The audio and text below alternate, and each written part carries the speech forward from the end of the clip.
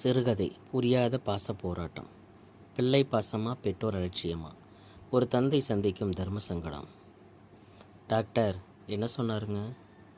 வாசலே இருந்த இலக்கியா பதட்டத்துடன் என்னை பார்த்து கேட்டாள். என் கைவிரல் பிடித்திருந்த பிரீத்தி ஒன்றுமில்லை, போயிடுச்சு என்றபடி உள்ளே ஓடினாள். அவளது இடதுகை சுண்டு விரலில் தொப்பி மாதிரி பேண்ட் எய்டு கட்டு போடப்பட்டிருந்ததை கவனித்து விட்டாள் இலக்கியா. எக்ஸ்ரே ஸ்கேனெல்லாம் ஏதாவது எடுத்தாங்களா? பின்னாலேயே வந்தாள். ஹாலில் இருந்த குடிநீர் பாட்டில் திறந்து கொஞ்சம் மருந்தினேன். நான் சோபாவில் அக்கடா என விழுந்தேன். ஒன்றுமில்லை. கதவு இடுக்கில் சுண்டு விரல் சிக்க வைத்து கொண்டாள் பாப்பா. எத்தனை இயல்பான விஷயம், அதற்கு தான் இத்தனை ஆர்ப்பாட்டம். கேட்டுக்கிட்டே இருக்கேன், பதிலே சொல்ல மாட்டேன்றீங்க. டென்ஷனில் கத்தினாள். அவளை சத்தம் கேட்ட அறைக்குள் இருந்த அம்மா வெளியில் வந்தால் என் முகம் பார்த்தாள். ஏய், ஈஸி, பயப்படுற அளவுக்கு ஒன்றும் இல்லை, டென்ஷன் ஆகாது என்றேன் மென்குரலில். எப்படி கத்தினால் தெரியுமா? அப்படியே மூஞ்சியெல்லாம் ரத்தம் பாஞ்சு செவ்வாழை படம் மாதிரி செவந்து போச்சு. கண்ணீர் தாரையாக கொட்டுது. திகில் பட பணியில் அந்த சம்பவத்தை மீண்டும் விவரித்தாள் இலக்கியா. டாக்டர் மருந்து கொடுத்துருக்கிறாரா என்றாள் அம்மா. ஆயின்மெண்ட்டு கொடுத்துருக்காரு.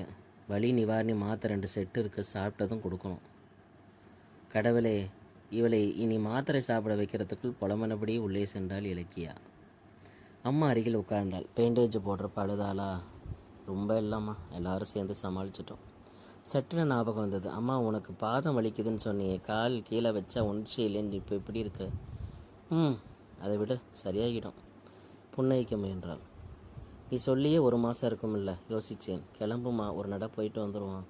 பின்வாங்கினாள். வேண்டாம், விடுறா, நீ இப்போ தான் ஹாஸ்பிட்டலேருந்து வந்த, திரும்பவும் அங்கேயே 500 நாள் பார்த்துக்கலாம். எனக்குள்ள ஒரு குற்ற உணர்ச்சி அழுத்தியது. வேணாம்மா, சொல்லி 1 மாதம் ஆச்சுன்ற இதே ரொம்ப கால தாமதம். பிரச்சனை பெருசாகிறதுக்குள்ளே அது என்னன்னு பார்த்துருவோமே. 10 நாள் முன்னாடி வேறு ஞாபகப்படுத்தினாய். எப்பவும் என்னால் கூட்டிக்கிட்டு போக முடியல. இப்போ பெரிய வேலை ஒன்றும் இல்லை, கிளம்புமா, போயிட்டு வந்துடலாம்.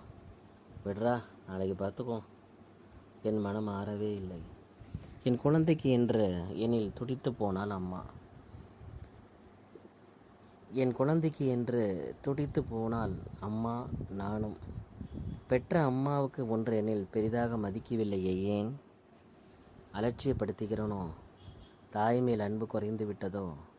இல்லை வாரிசுகளுக்கான முக்கியத்துவத்தில் பெற்றவர்கள் அப்படியே பின்தங்கி விட்டார்களோ? மனதில் இருப்பதை அம்மாவிடம் கொட்ட புன்னகித்தாள். கவலைப்படாத, இதெல்லாம் இயல்பான விஷயந்தான். எல்லா பெற்றவங்களுக்கும் உண்டான குணம்தான். என்ன காரணம் தெரியுமா? நம்ம யாருக்கும் இறந்த காலம் பிடிக்கிறதே இல்லை, அது மேலே மதிப்பும் இருக்கிறதில்ல. ஆனால் எதிர்காலத்து மேலே ஒரு பயமும் மரியாதையும் இருக்குது. நம்ம குழந்தைய நம்ம கவனிச்சுக்கிட்டா தானே நம்மளோட வயசான காலத்தில் அது நம்மளை கவனிச்சுக்கோன்ற உளவியல் வெளிப்பாடு இது. நாங்களும் இப்படி தான் இருந்தோம், எங்களை பெற்றவங்களும் இப்படி தான் இருந்தாங்க. அம்மா சொல்லிக்கொண்டே அறைக்குள் நகர யோசனையில் ஆழ்கிறேன் நான்.